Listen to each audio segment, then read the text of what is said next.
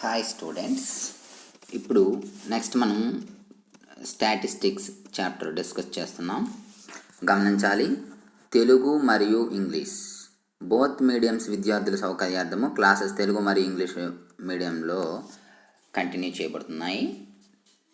So now we discuss about statistics.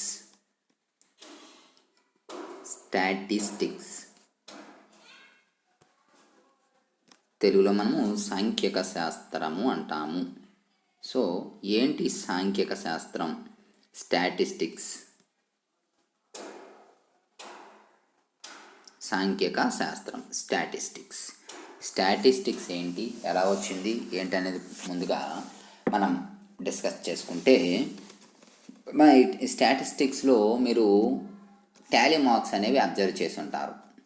ఈ Tally marks ఎక్కడి నుండి వచ్చాయి అనేది చిన్న స్టోరీ చెప్తాను వినండి. ఈ టాలీ మార్క్స్ అంటే పూర్వకాలంలో ఆది మానవుడు అంటే ఎప్పటి నుండి పశువులను మచ్చిక చేసుకొని మేసే అంటే పశువులు మచ్చిక చేసుకొని వాటిని పోషించేటప్పుడు అప్పటికి ఇంకా చదువురాని టైంలో ఏం జరిగేది? ఫర్ ఎగ్జాంపుల్, ఒక మానవుడి దగ్గర ఒక 10 గొర్రెలు లేదా మేకలు ఒక 100 ఉన్నాయి అనుకుందాం. వీటిని ఏం చేసేవారు? అడవికి తీసుకొని వెళ్ళేవారు. ఫారెస్ట్కి, అడవికి తీసుకొని వెళ్ళేవారు. వెళ్ళి ఏం చేసేవారు? పొద్దుల్లా మేపేవారు. మేపాక నైట్, సాయంత్రం, ఈవినింగ్ అనేటప్పుడు రిటర్న్ తీసుకొని వచ్చేటప్పుడు అయితే తీసుకెళ్ళినవన్నీ ఉన్నాయా లేవా కౌంట్ చేసుకోవాలి కదా. మరి ఎలా కౌంట్ చేసేవారు అంటే, అప్పుడు వాళ్ళకి చదువు రాదు, కౌంట్ చేయడానికి ఛాన్స్ లేదు. అయితే అప్పుడు ఏం చేసేవారంటే, చదువురాని ఆది మానవులు వాళ్ళ దగ్గర పైన ఇప్పుడు మనం టవల్ అంటున్నాం కదా, అటువంటి క్లాత్ ఏదో ఒకటి ఉండేది.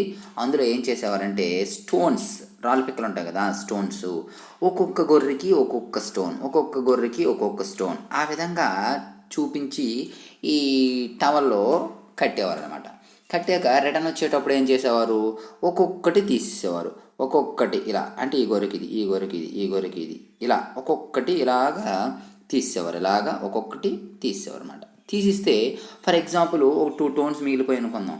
మిగిలిపోతే దాని అర్థం ఏంటి అంటే, ఈ 2 టోన్స్కి సంబంధించినటువంటి గొర్రెలు అనేవి అక్కడికి రాలేదు అంటే దాని అర్థం ఏంటి? అడవిలో ఎక్కడో ఉండిపోయాయి. అప్పుడు ఏం చేసేవారు? వెతకడానికి వెళ్ళేవారు. దొరకపోతే నో ఛాన్స్, అలా ఉండిపోయేది. అంటే పోయాయి అనుకోని చెప్పేసి, ఏ పులుకో సింహానికో దేనికో దొరికిపోయాయని చెప్పేసి విడిచిపెట్టేసేవారు. అయితే కొన్నాళ్ళకి డెవలప్ అవుతూ ఏం చేశారంటే, ఈ ఆది మానవులు, ఇప్పుడు మనం బండరాళ్ళు, పెద్ద బండరాళ్ళు చూస్తాం. ఇలాంటి పెద్ద బండరాళ్ళు అంటే ఇవి స్మూత్గా బ్లాక్ కలర్లో ఉంటాయి, మీరు చూసే ఉంటారు. ఇటువంటి రాళ్ళు ఎంచుకొని ఏం చేసేవారంటే, చిన్న మళ్ళీ రాళ్ళు, శుద్ధ రాళ్ళు అంటాం కదమ్మా మనం, బోర్లు వేసేటప్పుడు అప్పుడు వస్తుంటాయి. శుద్ధ రాళ్ళు అంటే వైట్గా రాస్తాయి, లైక్ ఏ చాక్ పీస్లా ఉంటాయి. అటువంటి వాటితో ఈ బండరాళ్ళ మీద ఏం చేసేవారంటే, ఇలా గీతలు పెట్టడం మొదలుపెట్టారు. అంటే 1 2 3 4 అంటే ఒక్కొక్క గొర్రెకి ఒక్కొక్క గీత అనమాట. ఇలా గీతలు పెట్టడం మొదలుపెట్టారు. ఈ గీతలు మొదలుపెట్టి ఏం చేశారంటే, మళ్ళీ రిటర్న్ వచ్చేటప్పుడు ఏం చేసేవారు? ఒక్కొక్క గీతని చెరిపేసేవారంట. సేమ్ ఇలాగే ఒక్కొక్క గీతని ఇలా చెరిపేవారు. ఇలా చెరిపేటప్పుడు ఫర్ ఎగ్జాంపుల్ అప్పుడు కూడా ఒక 2 లైన్స్, ఇలా ఒక 2 గీతలు మిగిలిపోయాయి అనుకోండి. ఏం జరిగినట్టు దాని అర్థము? ఒక 2 గొర్రెలు ఉండిపోయాయి అనేది తెలుసుకునేవారు. ఇవి ఇలా కంప్లీట్గా గీతలు పెట్టడం వల్ల ఏమయ్యేది? కౌంట్ అనేది కొంచెం ఇబ్బందికరంగా ఉంది. మానవుడు కొంచెం డెవలప్ అయిన తర్వాత ఏం చేశాడంటే, వీటిని డివైడ్ చేయడం జరిగింది. ఎలా డివైడ్ చేశాడంటే, ఫర్ ఎగ్జాంపుల్ 1 2 3 4 అయ్యాక ఇలా అడ్డంగా ఒకటి పెట్టేవారు. అది 5 అంటే ఇది ఒక సెట్ అనమాట. ఇలాగ ఇది ఒక సెట్. నెక్స్ట్ మళ్ళా 1 2 3 4 5 ఇది ఒక సెట్. ఈ విధంగా డివైడ్ చేయడం జరిగింది. ఇప్పుడు మనం స్టాటిస్టిక్లో చూసుంటాం ఇటువంటి లైన్స్ని, వీటిని టాలీ మార్క్స్ అంటాం. ఈ టాలీ మార్క్స్ అనేవి అప్పటి నుండే మనకి పుట్టుకొని రావడం జరిగింది. సో ఓవరాల్గా స్టాటిస్టిక్స్ మనకి ఏం తెలియజేస్తుంది అంటే, స్టాటిస్టిక్స్ అనేది మ్యాథ్స్లో ఒక పార్ట్ అమ్మ. స్టాటిస్టిక్స్ అనేది మ్యాథమెటిక్స్లో ఒక పార్టు, గణిత శాస్త్రంలో ఒక విభాగము. అయితే దేన్ని తెలియజేస్తుంది అనేది ఇప్పుడు చూద్దాం. జాగ్రత్తగా అబ్జర్వ్ చేయండి అమ్మ. స్టాటిస్టిక్స్ ఈజ్ ఇక్కడ చూడండి డెఫినేషన్ ఇవ్వడం జరిగింది. Statistics is a branch of mathematics. ఇది మీకు పాయింట్ ఇక్కడ. Branch of mathematics. ఇక్కడ ఈ points important. Which with deals, దేంతో డీల్ చేస్తుంది చూడమ్మా. విత్ డీల్స్, ఈ points very very very important. Collection, classification and analysis of data. ఓకేనా? ఏంటి ఈ కలెక్షన్, ఏంటి క్లాసిఫికేషన్, ఏంటి అనాలసిస్ ఏంటి అనేది చూద్దాం. తెలుగులో మనం చూసుకున్నట్లయితే కలెక్షన్ అంటే సేకరణ,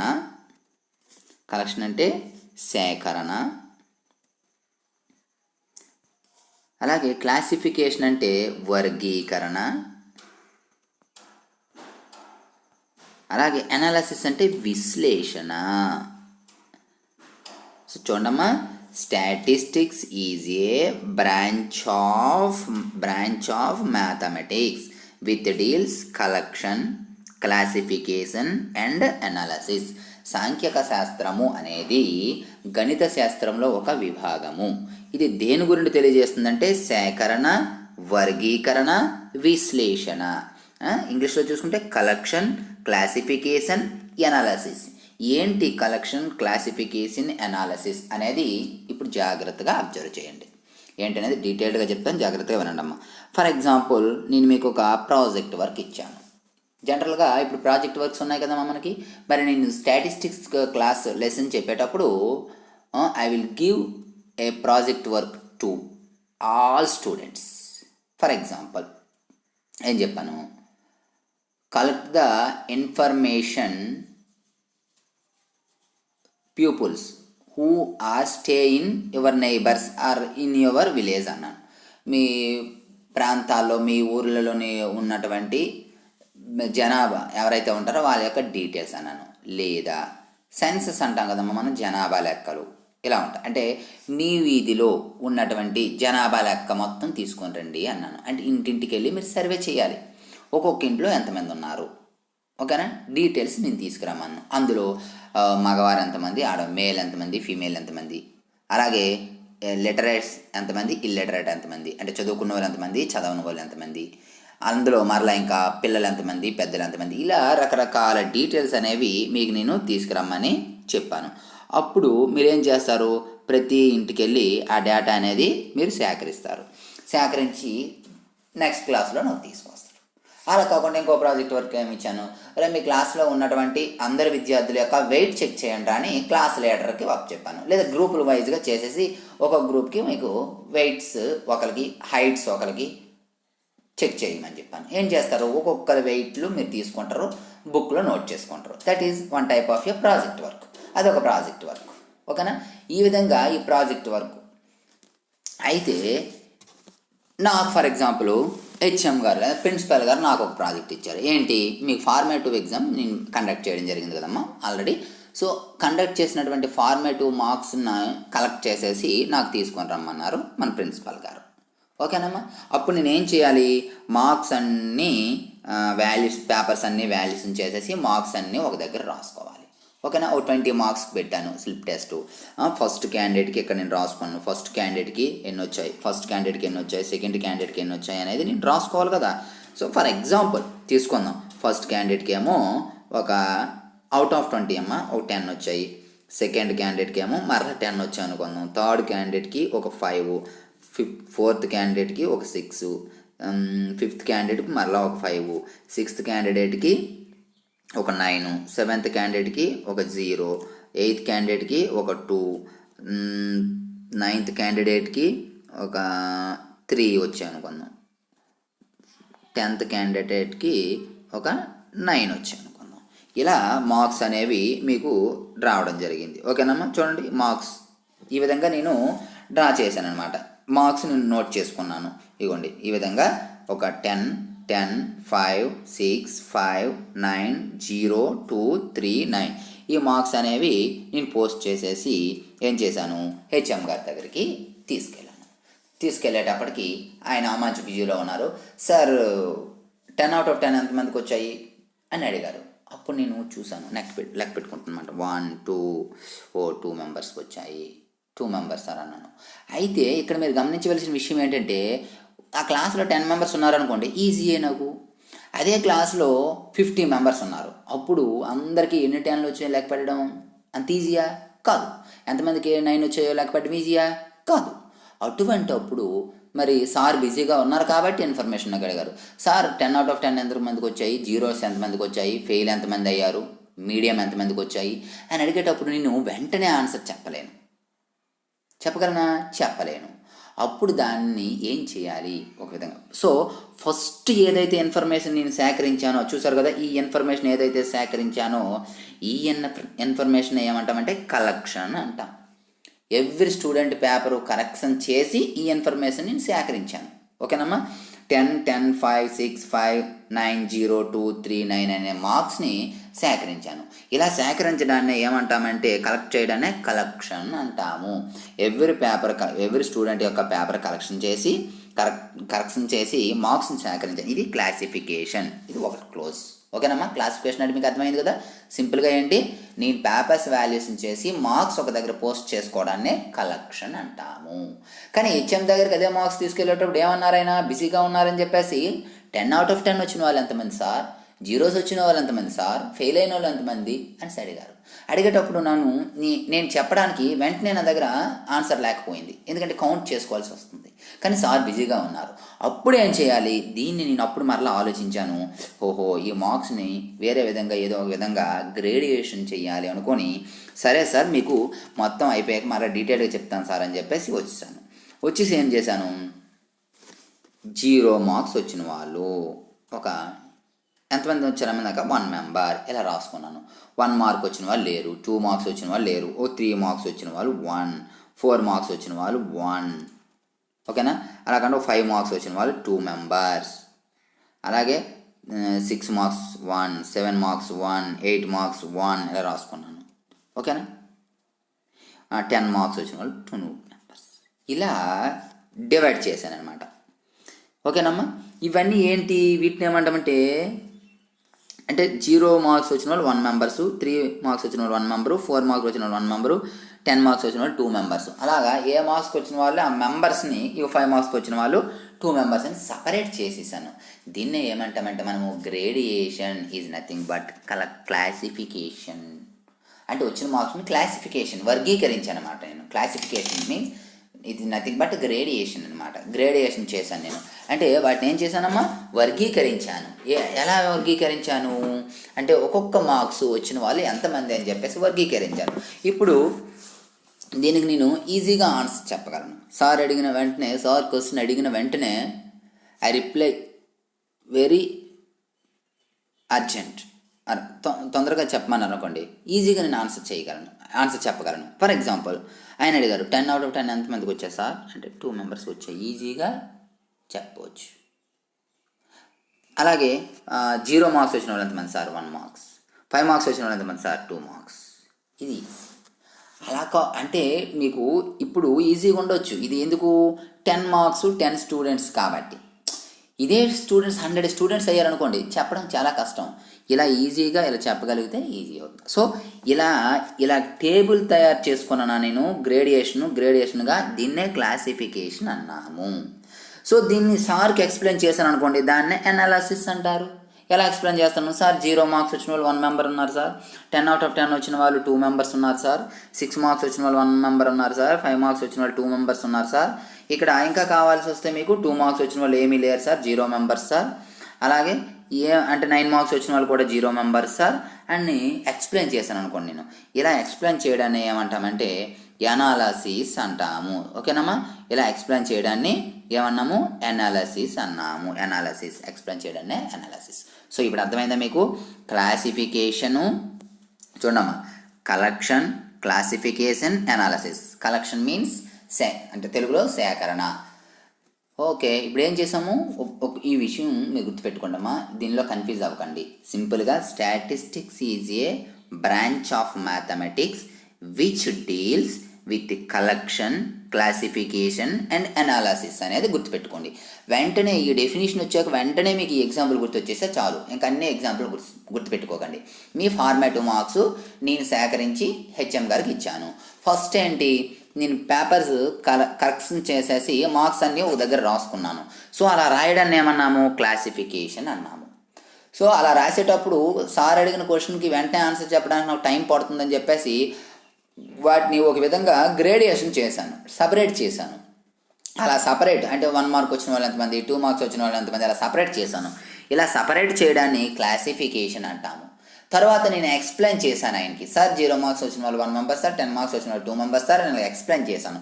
ఇలా ఏదైతే మనము ఎక్స్ప్లెయిన్ చేశానో నేను దాన్నేమో అనాలిసిస్ అంటారు. ఇది ఈ యొక్క ఎగ్జాంపుల్ గుర్తుపెట్టుకుంటే మీకు చాలు. కలెక్షన్ అంటే నేను మార్క్స్ సేకరించడం, క్లాసిఫికేషన్ అంటే గ్రేడియేషన్ చేయడం, అనాలిసిస్ అంటే ఎక్స్ప్లెయిన్ చేయడం. ఓకేనా? ఈ విధంగా స్టాటిస్టిక్స్ అనేది మనకి ఉంటుంది. సేకరించడము, వర్గీకరించడము, వివరించడము. ఓకేనా? కలెక్షన్, క్లాసిఫికేషన్ అండ్ అనాలిసిస్ అనేది డీల్ చేస్తుంది స్టాటిస్టిక్స్. ఓకేనా? అయితే ఇందులో మనకి ఫాదర్ ఆఫ్ స్టాటిస్టిక్స్, సాంఖ్యక శాస్త్ర పితామహుడు. ఎవరమ్మా పితామహుడు అంటే ఇది మీకు 9th క్లాస్లో ఉంటుందమ్మా.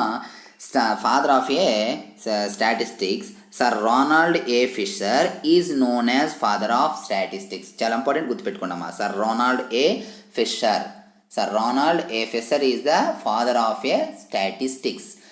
ఓకేనా? సాంఖ్యక శాస్త్రానికి పితామహుడు ఎవరు అంటే సర్ రోనాల్డ్ ఏ ఫిషర్.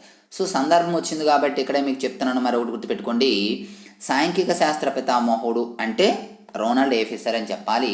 కానీ భారతదేశంలో సాంఖ్యక శాస్త్ర పితామహుడు అంటే ఏమని చెప్తారమ్మా? పిసి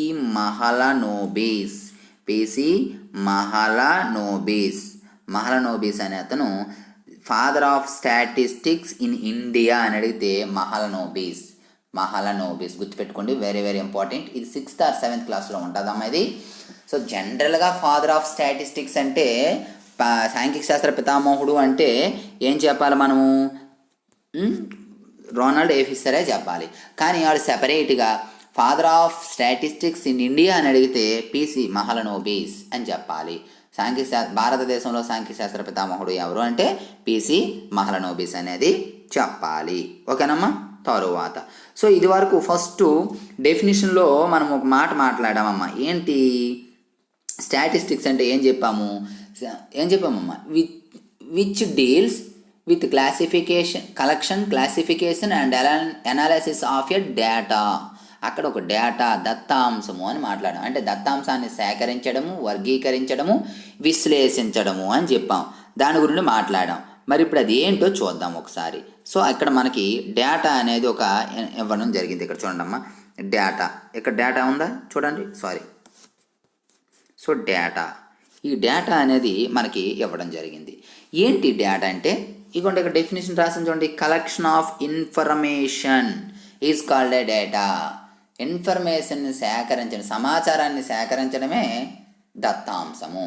డేటా మీన్స్ దత్తాంశం అమ్మ. దత్తాంశం అంటే ఏమిటంటే సమాచారాన్ని సేకరించడాన్నే ఏమంటామంటే దత్తాంశము. ఇదిగోండి కలెక్షన్ ఆఫ్ ఇన్ఫర్మేషన్. సింపుల్గా collection of information is called a data. మీరు సింపుల్గా చెప్పాలమ్మా.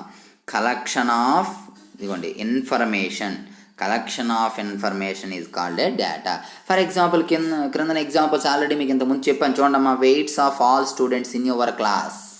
Weights of all students in your class. మీ క్లాసులో ఉన్నటువంటి అందరి విద్యార్థుల యొక్క బరువులు కలెక్ట్ చేసామనుకోండి, that is one type of a data. అది ఒక సమాచారం. అలాగే సెకండ్ ఎగ్జాంపుల్ ఏంటి చూడమ్మా. The distance between the school and home of every student. ఓకేనా? ఎవ్రీ స్టూడెంట్, ప్రతి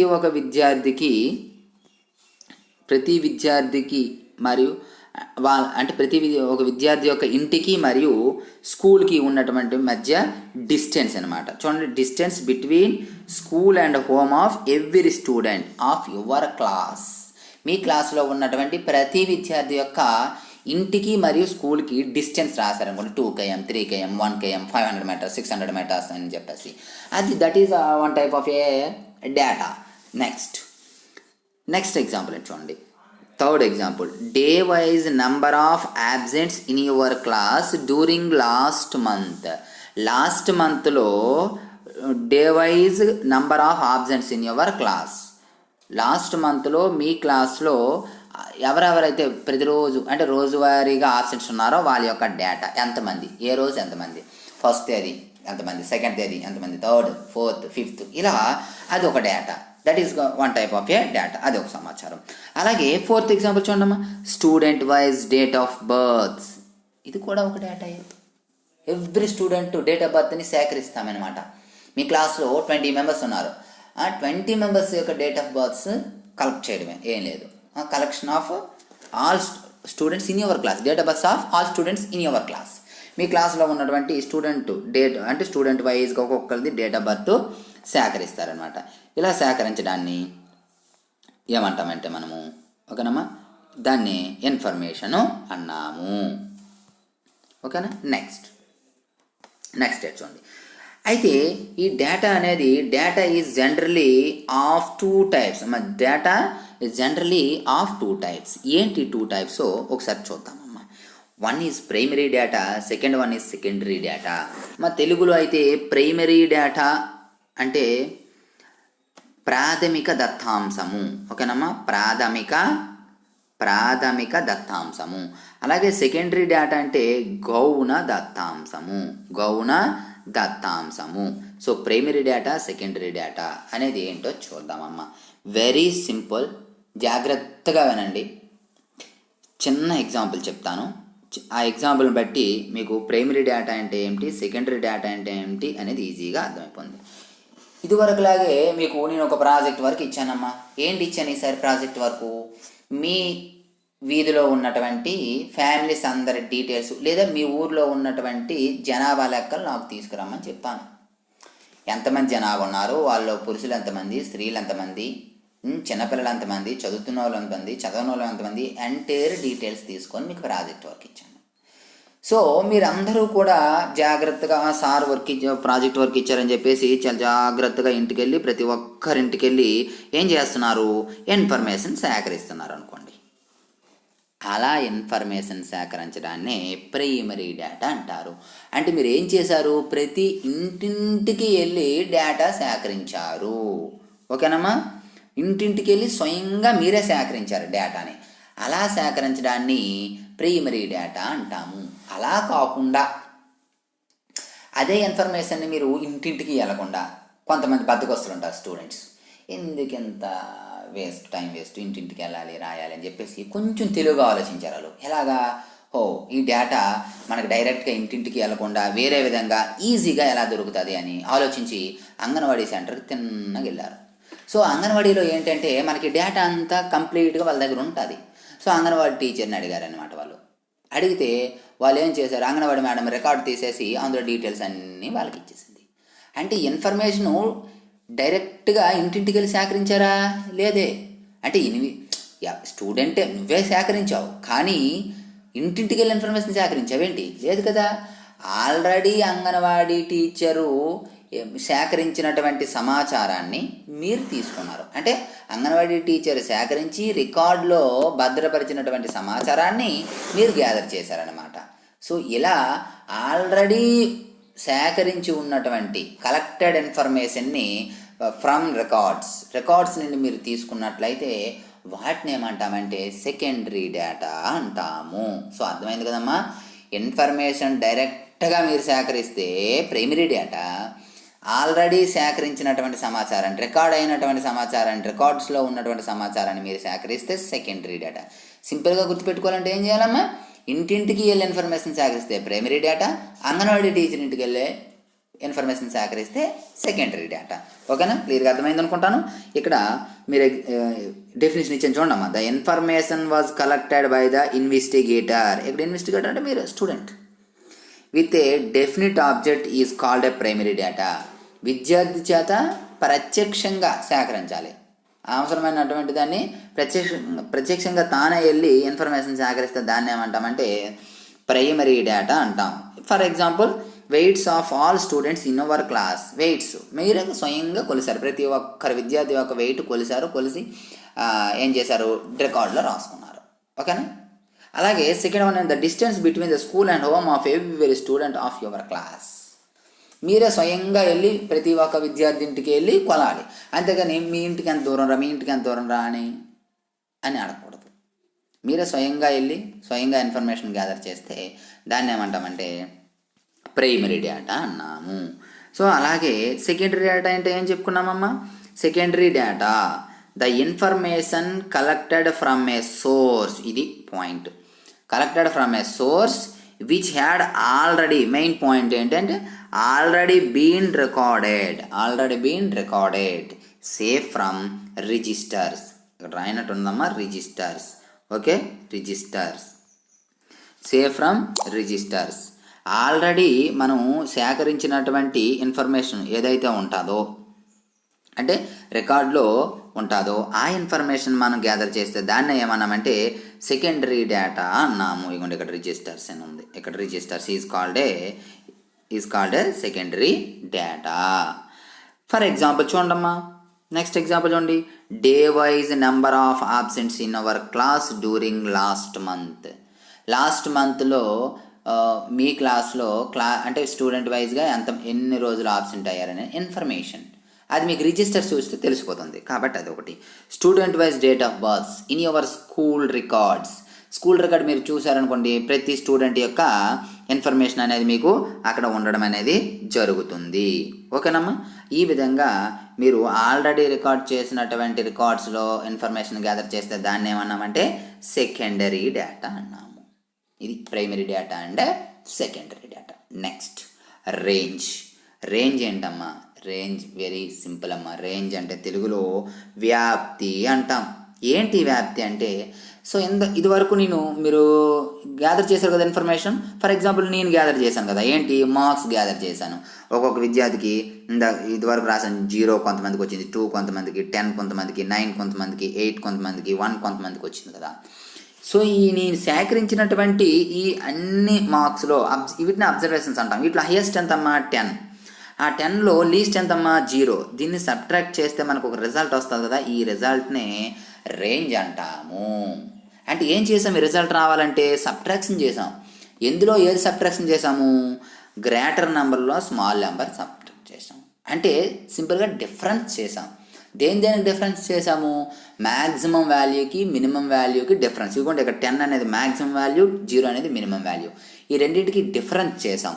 ఈ డిఫరెన్స్ని రేంజ్ అన్నాము. ఇక చూడండి, ఇక్కడ డెఫినేషన్ ఇచ్చాను. Difference between maximum and minimum observations is called a range.